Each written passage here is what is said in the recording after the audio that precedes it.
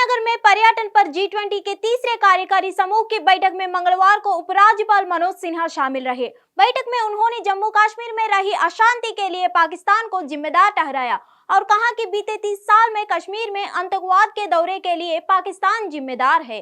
मनोज सिन्हा ने पत्रकारों से बातचीत में कहा, मुझे लगता है कि हमारे पड़ोसी देश के अपने लोगों के खाने और बुनियादी सुविधाओं की व्यवस्था करनी चाहिए। हम वहां से काफी आगे आ गए हैं। G20 हमारे लिए गर्व की बात है।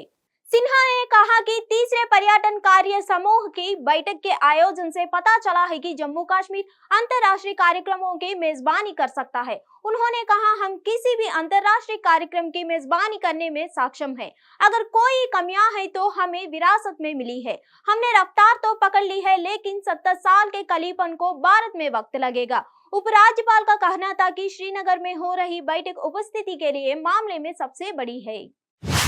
दिल्ली के मुख्यमंत्री अरविंद केजरीवाल ने बुधवार को यानी आज मुंबई में शिवसेना के अध्यक्ष उद्धव ठाकरे से उनके आवास पर मुलाकात की। इस दौरान केजरीवाल ने राष्ट्रीय राजधानी क्षेत्र में सेवाओं के नियंत्रण से जुड़े केंद्र के अध्यादेश के खिलाफ आम आदमी पार्टी की लड़ाई में उद्धव का समर्थन मांगा। उद्धव से मुलाकात के दौरान पंजाब के मुख्यमंत्री भगवंत मान, आप के राज्यसभा सदस्य संजय सिंह और राघव चड्ढा तथा दिल्ली सरकार में मंत्री अतिशा भी केजरीवाल के साथ थी। सीएम केजरीवाल बुधवार को यानी आज राष्ट्रवादी कांग्रेस पार्टी के प्रमुख शरद पवार से भी मिलकर केंद्र के अध्यादेश के खिलाफ आपकी लड़ाई में उनका समर्थन मांगेंगे। इस अध्यादेश के खिलाफ विपक्षी दलों का समर्थन जुटाने के लिए देश भर की यात्रा के तहत केजरीवाल और मान ने मंगलवार को कोलकाता में पश्चिम बंगाल की मुख्यमंत्री ममता बनर्जी से मुलाकात की थी।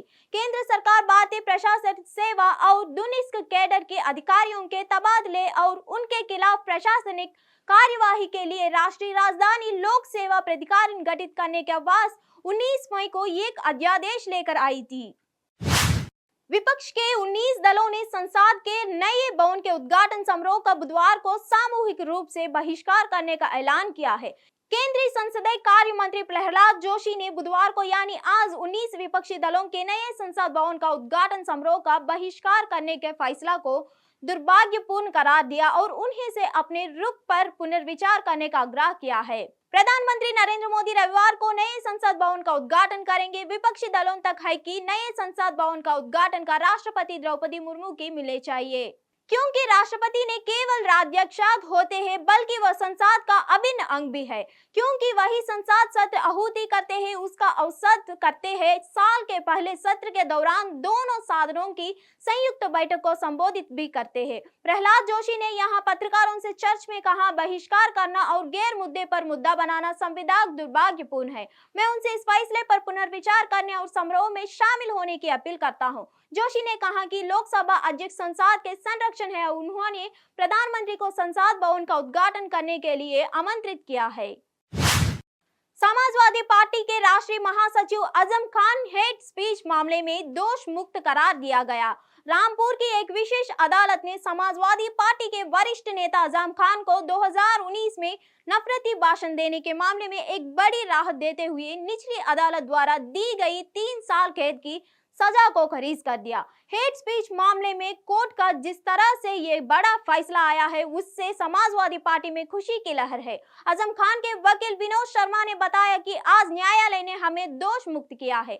अभियोजन पक्ष अपना केस साबित नहीं कर पाया और हमें झूठा फंसाया गया। हमने अपील की थी कि हमें झूठा फंसाया गया है, हमारी बात मानी है। यह अपील हमारे फेवर में गई और अब दुष्भोक्त कर दिया गया। आजम खान के वकील विनोद शर्मा ने विशेष एमपी एमएलए सत्र न्यायाधीश अमित वीर सिंह की अदालत के फैसले के बारे में बताते हुए कहा, निचली अदालत के खिलाफ हमने अपील दाखिल की थी। आज फैसला हमारे पक्ष में आया है। अदालत ने कहा है कि नफरत भाषण मामले में निचली अदालत का फैसला गलत है। हमें उन सभी मामलों में दोष मुक्त कर दिया गया है।